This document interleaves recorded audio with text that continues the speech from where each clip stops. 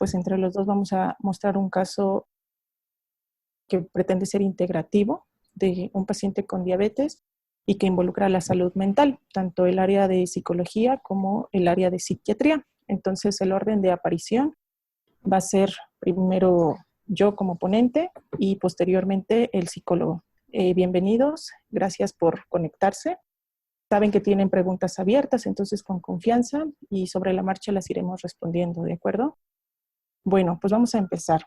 ¿Qué aspectos de la salud mental requieren un abordaje en diabetes? Entonces vamos a hablar que la salud mental no solo se trata de psiquiatría o no solo se trata de psicología, sino se trata de un conjunto, ¿ok? Recuerden que buscamos el bienestar del paciente biopsicosocial, ¿de acuerdo? No hay que olvidar este punto de vista. Entonces, tenemos a una paciente, mujer, Olivia, de 58 años de edad.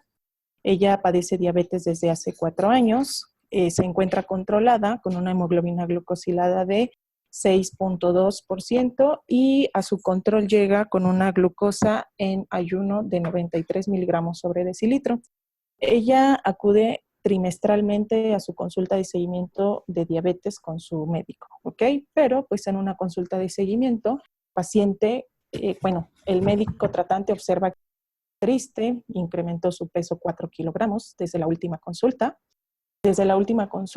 Y la ve desganada durante la valoración de seguimiento. De forma súbita, sin ningún otro preámbulo, la paciente empieza a llorar. Le comenta que ocasionalmente ha estado omitiendo las dosis de los medicamentos para tratamiento de la diabetes porque ha tenido pues fallas en la atención y sobre todo pues no se da cuenta la paciente, se acuerda después que ya tenía que tomar el medicamento. También comenta que ha reducido el tiempo en el que hace ejercicio, una conducta de autocuidado que ya había tenido para tener un buen control de la enfermedad. Y pues que ha comenzado a transgredir su plan nutricional. Entonces, pues identificamos en Olivia que a raíz de estos síntomas, que no sabemos exactamente cuáles son, pues empieza a haber afectación en su adherencia al tratamiento farmacológico para la diabetes y a las medidas no farmacológicas para la diabetes. Entonces, el médico toma la decisión de interconsultar al servicio de psiquiatría de enlace, ¿ok? La forma en la que el psiquiatra observa a Olivia, pues es que describe tristeza, describe irritabilidad y describe múltiples preocupaciones. Ella describe un insomnio desde hace 3 meses aproximadamente. Durante el día no tiene ánimo ni ganas de salir a hacer ejercicio y concentrarse. Ella refiere que come demasiado. Entonces, en algún momento, pues ha llegado a pensar que sería mejor estar muerta que viva, planeando dejar de seguir su plan de alimentación, o sea, y en algún momento pues el abandono de los medicamentos. Entonces, hasta este punto, ¿cómo encontramos a Olivia en el examen mental? Ella pues es una mujer de edad aparente similar a la cronológica, no hay ninguna alteración en la marcha, sus movimientos son anormales, su psicomotricidad pues está normal. ¿Qué pasa con su pensamiento? Pues no hay algo que nos indique que está fuera de la realidad. Ella, pues su lenguaje es sin alteraciones, es coherente y es congruente. Sin embargo, en el ánimo, pues lo refiere como triste, no me siento bien, ya no disfruto de mi vida como antes. Y pues este afecto impresiona hipotímico. Recuerden que parte de la evaluación en psiquiatría es tomar en cuenta la parte emocional del paciente, la parte subjetiva, y el afecto es qué sentimos nosotros con lo que refiere el paciente. Entonces, pues al médico le parece que en efecto Olivia está triste, está hipotímica, por lo que es congruente con su estado de ánimo, el cómo ella se refiere. Su memoria, abstracción, concentración, cálculo y juicio, es decir, sus funciones mentales superiores, pues están intactas, no hay alguna alteración. Hasta aquí no sé si alguien quiera lanzar alguna pregunta, hacer algún comentario, alguna duda que tengan. Esta es la situación clínica que tiene Olivia. ¿Cuál sería el diagnóstico? Recuerden que en la plática teórica, en la plática que se subió a la plataforma, se describió un instrumento con el cual se podía establecer un diagnóstico. Probablemente hay un poquito de qué hacer con estos pacientes, pero si nos apoyamos en esa herramienta, la entrevista mini, podríamos ir contestando estas preguntas. se siente triste la mayor parte del día en las últimas 2 semanas y su estado de ánimo no le permite disfrutar lo que anteriormente disfrutaba.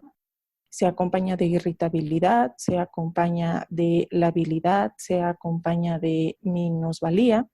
Entonces, en realidad, el diagnóstico, si aplicamos el instrumento, pues cumple criterios junto con el DSM-5 para un trastorno depresivo mayor. El episodio depresivo mayor, pues, es porque ya tiene más de un episodio, pero el episodio que presenta actualmente es moderado. En este caso, ¿cuál sería el tratamiento de primera línea? Como se dijo en la plática teórica, los síndromes del ansiosos, los síndromes afectivos, es decir, ansiedad, depresión, los problemas de la conducta alimentaria, se tratan con un antidepresivo. En este caso, el diagnóstico de Olivia, pues se va a tratar con un ISRS, que sería de primera mano la fluoxetina. Ajá. ¿Cómo iniciar esta indicación? Si tenemos a esta paciente, los psicofármacos son muy sensibles a sentir primero el efecto secundario y después el efecto terapéutico. Entonces, para aminorar la presencia de los efectos secundarios, iniciamos la dosis al 50%. En este caso, daremos media tableta de fluoxetina. ¿Por cuánto tiempo? Por 4 días o 6 días. En este caso, el médico indicó por 4 días. Al quinto, iniciamos la dosis terapéutica inicial, que sería de 20 miligramos para el adulto. Diagnóstico. Necesitamos explicarle a la paciente de qué trata su diagnóstico. Podemos simplemente decirle que está pasando por una depresión. No es, y que derivado de la depresión, pues muchas veces otras conductas en nuestra vida se afectan. A lo mejor las cosas que hacen en casa, a lo mejor la dinámica con la familia, con los amigos, a lo mejor el rendimiento académico, el rendimiento laboral, pero en este caso particular de Olivia, pues hay que explicarle que su depresión está afectando la forma en la que ella venía cuidando de la diabetes y que puede ser el motivo por el que ya no quiera tomar tan continuamente el medicamento o por el que ya no tenga energía para empezar el ejercicio o que ya no tenga, que ya no lo disfrute. Ajá. Entonces, es importante explicarle cómo afecta el trastorno psiquiátrico a la paciente en las áreas de su vida, en las diferentes áreas de su vida. Y que existe un plan de tratamiento. Entonces, el plan de tratamiento que le corresponde a la psiquiatría, pues es farmacológicamente. Y tomar muy en cuenta que los medicamentos no van a hacer efectos de un día para otro. Podrían percibir los discretos efectos secundarios, eso sí, pero no el efecto terapéutico. Entonces, habrá que tener una muy buena alianza terapéutica con el paciente para que, a pesar de no sentir mejoría, se lo siga tomando. Eso va a ser fundamental, porque, bueno, dentro de las indicaciones pertinentes, pues tenemos que explicarle también que el medicamento, pues, no tiene interacciones farmacológicas de gran importancia. Pero sí hay una puntual que me gustaría mucho que tomaran en cuenta, y una de ellas es que algunos antidepresivos, como lo es la fluoxetina, tienen interacción farmacológica con el tamoxifeno. El tamoxifeno, si recordamos, es un medicamento que se utiliza para el tratamiento del cáncer de mama. Entonces, seguramente ustedes en su clínica pueden llegar a tener pacientes que tomen este tratamiento por la prevalencia y la incidencia, ¿no? Entonces, simplemente tener cuidado. ¿Qué va a hacer los ISRS, principalmente la fluoxetina? Disminuir los niveles del tamoxifeno. Entonces, si ustedes tienen a este paciente con este medicamento, pues elijan otro. Otro medicamento con el que pudiera ser de importancia la interacción farmacológica, pues es la carbamazepina. La carbamazepina, pues es un medicamento que se da o que está disponible en primer nivel como tratamiento disponible en neurología. Ajá. Entonces, ahorita voy con los efectos en el peso, ¿sale? Entonces, la otra interacción es cuidar a los pacientes que están tomando carbamazepina, porque puede disminuir un poquito el efecto del antidepresivo. Entonces, en este caso, pues se puede llegar a pensar que el medicamento no está sirviendo, simplemente hay que subir un poquito más la dosis, ¿ok? Por aquí, la doctora Ivette pregunta, ¿tiene efectos sobre el peso? En realidad, la fluoxetina puntualmente suprime un poquito el apetito. Por eso es uno de los de la primera línea. No hay evidencia que diga va a subir mucho de peso o va a complicar el riesgo cardiovascular. Lo que sí es cierto es que hay otros antidepresivos ISRS que sí tienen impacto sobre el peso. Por ejemplo, la paroxetina. Hay otros medicamentos que se quedan, digamos, ni suben ni bajan, y uno de ellos puede ser el escitalopram, otro puede ser la sertralina. Ajá. En general, yo les diría que con el único que hay que tener cuidado sería con la paroxetina. De todos los demás, no habría otro compromiso en cuanto al riesgo cardiovascular, más bien en riesgo a subir de peso. ¿En qué otros antidepresivos sí tenemos que tener cuidado, sobre todo en cardiopatías? Sabemos que la diabetes pues, puede tener otro tipo, las complicaciones cardiovasculares. Entonces, ¿con quiénes hay que tener cuidado? Con los medicamentos que se llaman citalopram y escitalopram, pero a nivel cardiovascular. O sea, porque son medicamentos que prolongan el QT corregido.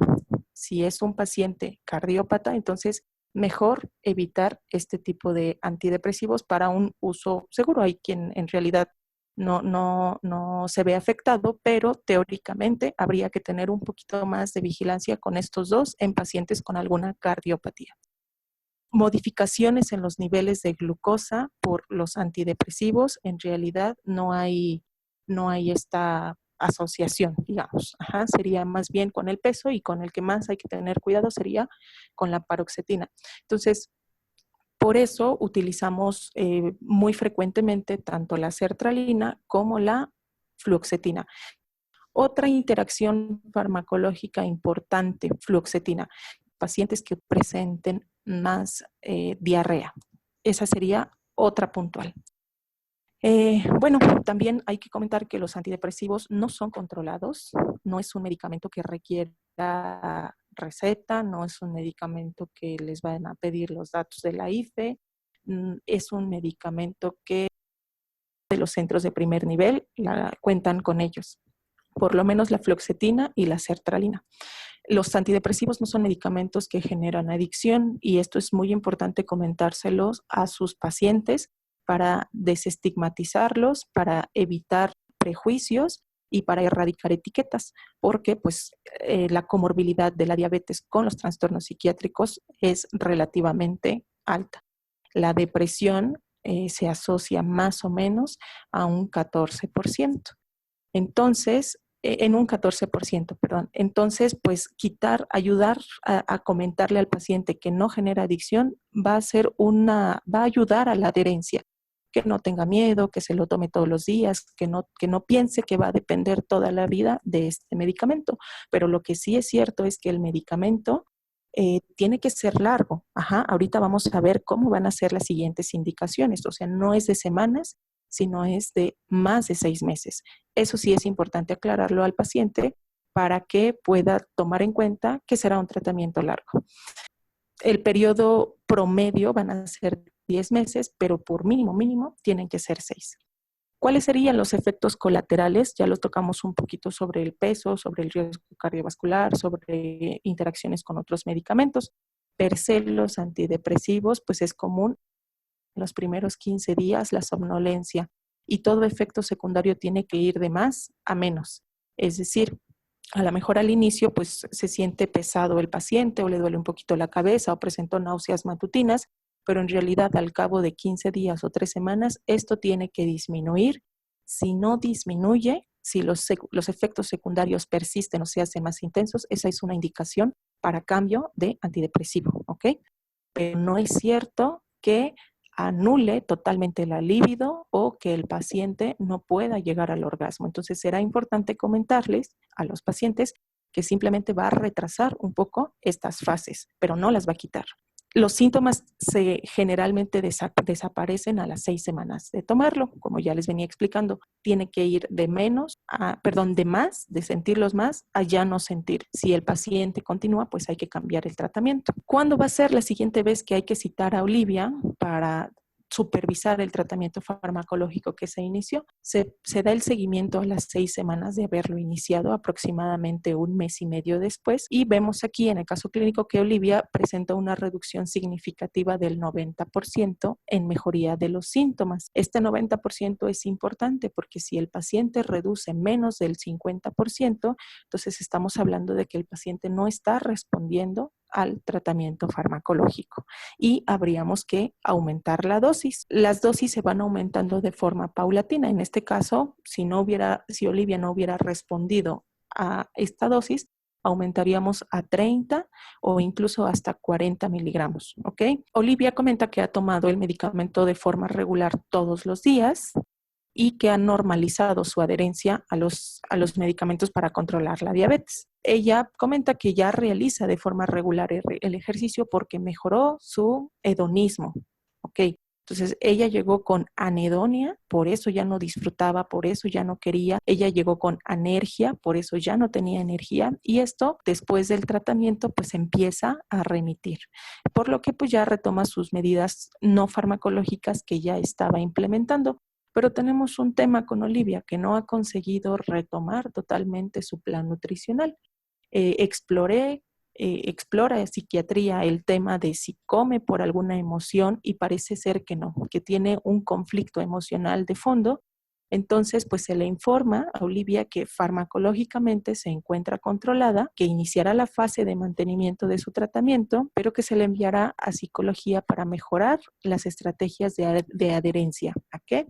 A su plan nutricional. Dentro de la intervención de psiquiatría, pues hay que comentarle a la paciente qué es una fase de mantenimiento. Entonces, la fase de mantenimiento es que el paciente tendrá que tomar por 8 meses consecutivos diariamente el antidepresivo. Se tiene que ver entre cada mes, cada 2 meses o cada 3 meses, dependiendo las posibilidades de acudir de la paciente o del paciente y cuándo se va a suspender el tratamiento. En teoría, la fase de mantenimiento, los síntomas ya están remitidos y al término se tiene que mantener así, con remisión de síntomas, a los 8 meses, por 8 meses. Entonces, pasando esa fecha, pues hay que reducir el medicamento, hay que descontinuarlo. Si nosotros quitamos los antidepresivos de forma súbita, el paciente puede presentar el síndrome de descontinuación, es decir, pues presentar efectos secundarios derivados de la supresión farmacológica del metabolito, ¿no? Entonces se descontinúa de la misma forma en la que se inició. Retiramos el 50% de la dosis, esperamos 2 semanas y posteriormente retiramos totalmente la dosis. ¿Es válido retirarla de una forma más lenta? Sí. ¿Es válido mantener la mitad de la dosis por un par de meses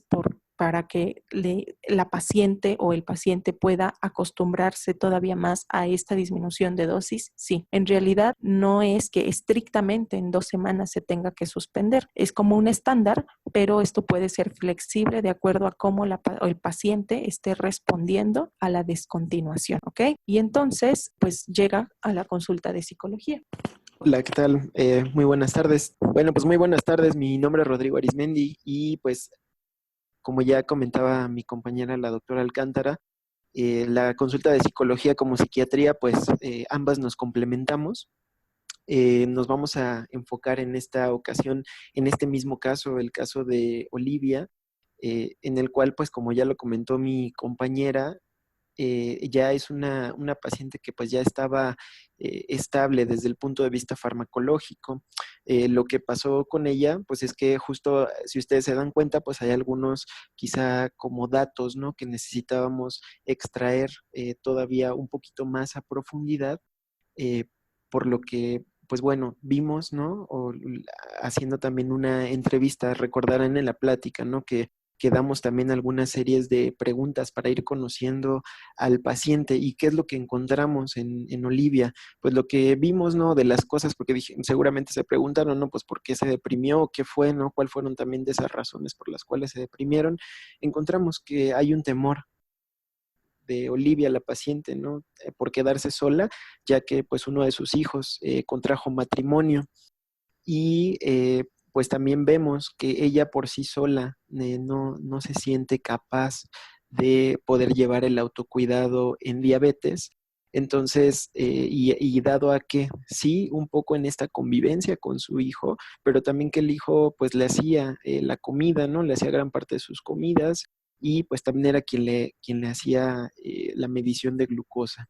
Entonces, esto es lo que nosotros encontramos con la consulta de seguimiento. Bien importante recordar que al momento de que nos refieren a un paciente, pues tomar en cuenta todos los datos, ¿no? O sea, tomar en cuenta los datos que trae, pues desde el punto de vista endocrinológico, desde el punto de vista psiquiátrico, desde también, pues, dónde vive la paciente, con quién se desenvuelve, porque a lo mejor no se había notado esa parte, ¿no? Pero el hecho de que su hijo se va, ¿no? Y entonces ella pues solo se queda sola, ¿no? Entonces eso tuvo un efecto en la manera en cómo, ¿no? Ustedes podrían preguntar, bueno, pues a lo mejor del ánimo ya está bien, pero conductualmente ahí se ve la afectación. Entonces, continuando con la siguiente, aquí pongo algunas frases de referencia de la paciente, ¿no? En la percepción del cuidado en diabetes, pues dice la paciente, pues creo que no es tan difícil el cuidado en diabetes, solo que la alimentación es la que se me está complicando. El apoyo social, pues sus hijos la apoyan en la parte económica. Cuando le preguntamos, aquí cuando defino o pongo la motivación para cuidarse, ahí pregúntenle, ¿no? Le pueden preguntar a la paciente, oiga, ¿usted por qué se quiere cuidar? ¿Qué es lo que le está haciendo? ¿O cuál sería su motivo para cuidarse? O también agregar qué beneficios usted espera para cuidarse, ¿no? Entonces, lo que la paciente nos comenta es no dar problemas a mis hijos. Ajá, o sea, entonces si se dan cuenta y se sigue viendo ese vínculo que tiene con sus hijos, en lo cual pues también esa puede ser una herramienta terapéutica para seguir anclando y desarrollando esa motivación. Cuando hablo también sobre la parte de percepción de cuidado en diabetes, ¿cómo podemos abordar esa pregunta o ese rubro? Podemos preguntarle a la paciente, ¿usted qué piensa de la diabetes? ¿Cuál es su opinión de la diabetes? O más en específico ahí en esa área sería, ¿usted qué piensa del cuidado en diabetes? Esto es lo que nos plantea la paciente, ¿no? Pero hay otros pacientes que nos dicen, no, pues es que a mí me choca estarme cuidando, me molesta estarme cuidando. Entonces ustedes también se van dando cuenta más o menos cómo está viviendo el paciente con su enfermedad y eso nos va a ayudar a darle un poco más de entendimiento y contexto. En la parte, como también venía en la clase, ¿no? El que nosotros ahondemos un poquito más en el medio ambiente en la que la paciente o el paciente se desenvuelve, pues también eso es importante, ¿no? Ver con quién cuenta y sobre todo definir también cuál es el tipo de apoyo, ¿no? Hay pacientes que nos comentan, bueno, pues pues mi familia me apoya, ¿no? Pero pues me esconde el pan dulce, ¿no? Realmente ese apoyo, pues lo podremos ver como un apoyo parcial, ¿no? También hay otros tipos de pacientes, ¿no? Que me dicen, bueno, pues ya mis familiares también están comiendo lo mismo. Hay cuenta o cómo le apoyan sus seres cercanos o sus seres con los que usted convive y pues los mismos pacientes ahí les van a ir refiriendo. Insisto, la percepción de y percibe ciertas cosas, la percepción que tiene una persona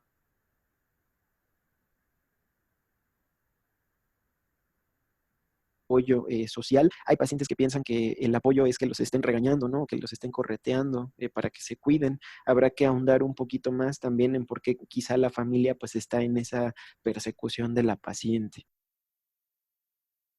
Siguiendo con lo demás, pues bueno, ¿qué es lo que recordaran, ¿no?, que explicamos las etapas de duelo y la etapa de motivación, se llegarán a preguntar por qué ponemos que está en una etapa de aceptación. Si ustedes pudieran pensar, bueno, pero pues si no está llevando quizá del todo el tratamiento, realmente su fase de duelo de la paciente, pues ahorita en diabetes no se está viendo afectada. Donde se está viendo afectada es en la parte conductual. Recordar que la etapa de duelo es más del índole emocional en diabetes. Recordar que es un duelo por salud, ¿no? Pero en estos momentos, pues, no se está viendo afectado esa parte.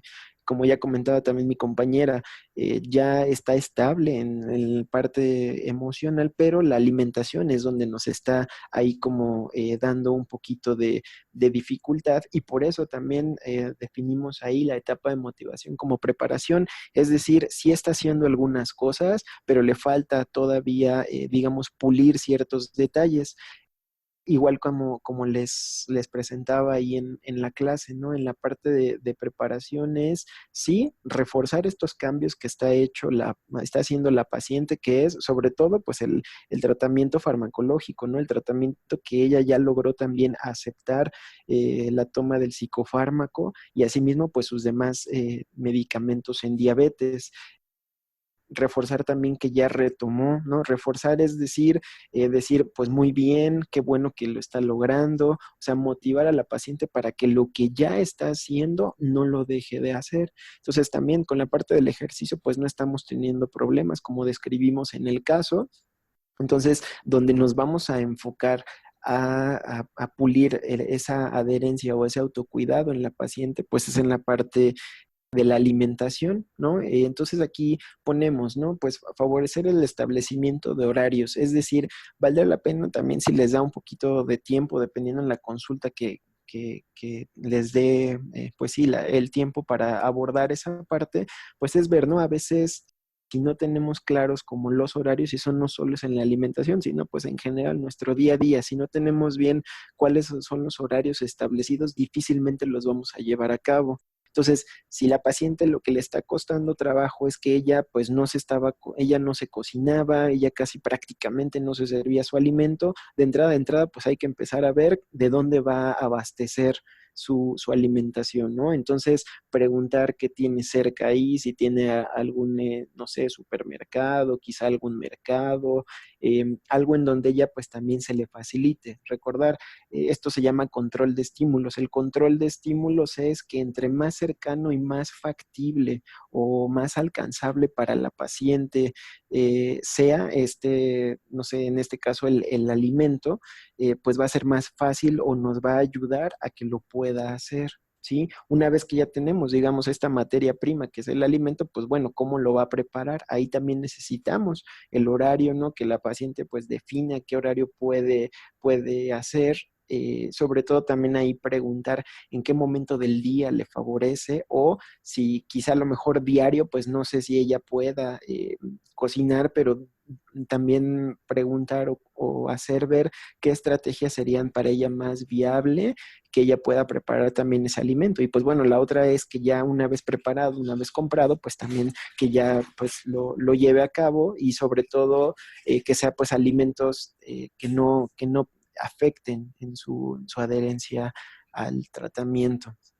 Ahora, en un extremo, ¿no? Pues si llega a tener flojera o llega a tener poco tiempo, ¿no? Dadas sus actividades del día a día, pues también recordar, entre más opciones se le dé a los pacientes, entre más plan A, eso nos ayudará a que pues tengamos más chance de que se pueda hacer. Ajá. Entonces, en la parte, para ir cerrando el caso, digo, si tienen alguna duda de eso, pues igual ahorita nos las pueden hacer saber. Para ir cerrando el caso, en la parte de las conclusiones, como ya comentamos, es importante tomar en cuenta la salud mental de la persona con diabetes. Los ISR son medicamentos de primera línea para tratar ansiedad, depresión y el comer emocional. Y también, pues, es importante determinar la etapa de duelo y motivación de la persona con diabetes para saber qué recomendaciones emitir en la consulta y se favorezca el apego al tratamiento.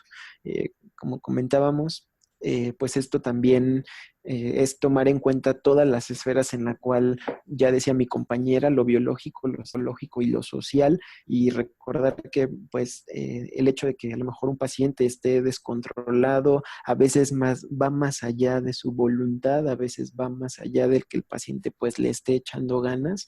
Hay que tomar en cuenta eh, la, la parte mental, cuáles son los beneficios, que son las dificultades o las barreras que le están dificultando la manera en cómo se está cuidando, psicoeducar, ¿no? Psicoeducar en todas las áreas, ¿no? Desde la parte, pues cada quien acorde a su área, ¿no? Pero en la parte de salud mental, ya refería también mi compañera, ¿no? Esta parte tan mitificada que es de los medicamentos, cómo vamos a desmitificar, pues con información, ¿no? Y sobre todo, pues preguntándole a los pacientes cuáles son esos miedos, cuáles son esas dudas y esos temores para también como nosotros manejamos, ¿no? Esta parte de la alianza terapéutica, entre el paciente se sienta más escuchado, más observado, más cobijado, pues eso va a favorecer incluso que regresen también ahí a su seguimiento, pero también que eso ayude y apoye en que siga las recomendaciones y se siga cuidando en su tratamiento en diabetes. Entonces, no sé, tengan alguna duda, algún comentario, qué les pareció el caso. Por ejemplo, ustedes pueden referir a interconsulta de psiquiatría, de psicología. Haya con ustedes, no sé, algún caso que también me hayan tenido como similar. Sí, efectivamente, Fer, pues la parte emocional justo, ¿no? Puede haber incluso, ¿no? Seguramente ustedes lo han visto. Hay pacientes que tienen todo el conocimiento, saben, ¿no? Saben todo lo que tienen que hacer, pero no lo hacen. Entonces, la parte emocional y conductual va a abordar y va a embonar con eso que el paciente pues todavía no ha logrado hacer. Y y sí, claro, esta parte también, en la parte social, la parte familiar juega un papel bien importante. Algo que nosotros manejamos en el punto de vista de salud mental es eso, ¿no? Darle esas herramientas para que el paciente, a pesar de un ambiente disfuncional, a pesar de un ambiente poco favorecedor para su cuidado, no afecte del todo en su cuidado. ¿Cómo? Pues con el conocimiento y también el identificar cuáles son también esas expectativas y motivación que el paciente tiene. Hola, Monse, me parece muy importante lo que estás recalcando, la lejanía y los recursos, pero justamente estos esfuerzos por hacer llegar esta información. En realidad, lo que pretendemos en esta participación es manejar los trastornos mentales como ansiedad, porque justo es lo que nos va a permitir combatir esa lejanía. Entonces, es animarse a usar los psicofármacos, animarse a tratar la depresión, animarse a tratar la ansiedad y no esperar a la referencia. ¿En qué momentos yo tengo que referir a mi paciente? Pues cuando el tratamiento que yo ya di a dosis adecuadas, por tiempo adecuado, en el periodo adecuado, pues no funciona. Pero hasta entonces es válida la referencia, pero realmente ustedes tienen todas las herramientas y todos los recursos para poder tratar puntualmente esto, ¿no? Ansiedad, depresión, problemas de la conducta alimentaria, como sería el comer emocional. No, lo que buscamos sí, lo que se busca es como quitar ese temor al uso de los medicamentos y al diagnóstico de estas enfermedades, porque pues es nuestra única herramienta por este momento para combatir esa dificultad de acceso, esa lejanía y esa dificultad de la referencia por el tiempo que lleva. Sí, claro, a veces, como comentan, ¿no? A veces la consulta individual por la lejanía y porque a lo mejor al paciente se le dificulta, sí, es muy bueno el grupo, ¿no? Pero sobre todo, algo que también nosotros les recomendamos, ¿no? Incluso ya con estas herramientas que ustedes van a tener dado en este curso, pues también hacer un grupo en los cuales ustedes también lo pueden guiar y pueden abordar también el aspecto de salud mental, ¿no? Y el grupo pues también siempre va a ser más práctico y les va a ayudar también a sus pacientes. Insisto, que el grupo sea pues gente que tenga ese conocimiento. Nos decían también, es válida la referencia, Monse nos decía, ¿es válida la referencia cuando un paciente está renuente al tratamiento con psicofármacos? Sí, totalmente. También, incluso no solo con los psicofármacos, cualquier paciente que no esté adhiriéndose de la manera que ustedes buscan para su cuidado en diabetes, valdría la pena también referirlo a la parte mental, porque insisto, nosotros vamos a ver, a veces suena raro, ¿no? Pero buscamos encontrar también cuáles son las ganancias del que el paciente no se está cuidando. Sí, y hay veces que son ganancias desde tipo inconsciente, desde el tipo de la dinámica familiar en la cual también el paciente se está también beneficiando, ¿no? Entonces, eso pues es lo que también nosotros nos enfocamos, ¿no? Muchas gracias, pero ¿sí se escucha? Pero fíjense que algo que yo quisiera aportar también es que también el primero que tiene que estar convencido son los médicos, como en el uso de la insulina. En el uso de la insulina, muchas veces los pacientes no están convencidos en el uso de la insulina porque su médico no está convencido. Y creo que puede ser algo traspolable al uso de psicofármacos. Si el paciente no está convencido, primero también tiene que estar convencido el médico. De ahí que el comentario que hizo la doctora Teresa de animarse a utilizar estos psicofármacos que son seguros, que no son adictivos, de primera línea en el paciente que ustedes puedan identificar con este trastorno. Y claro, habrá trastornos en donde de verdad requieran una transferencia a un especialista sin lugar a duda, pero de primera mano, como médicos de primer contacto, tendrían que abordar a estas enfermedades crónicas no transmisibles de una manera muy integral. Y parte del manejo integral incluye la salud mental. Entonces hay que quitarse ese miedo, ese temor de tratar también los problemas de ansiedad y depresión de nuestros pacientes, porque un gran porcentaje de los pacientes con enfermedades crónicas la padecen. Gracias. Pues gracias, doctora. En realidad es justo la seguridad, el margen de seguridad para usar estos medicamentos es amplio. Creo que les di pequeñas perlas importantes de algunos de ellos y para este tipo de población con este riesgo metabólico. Pues gracias por las preguntas, gracias por su participación y por el interés. Estamos llegando al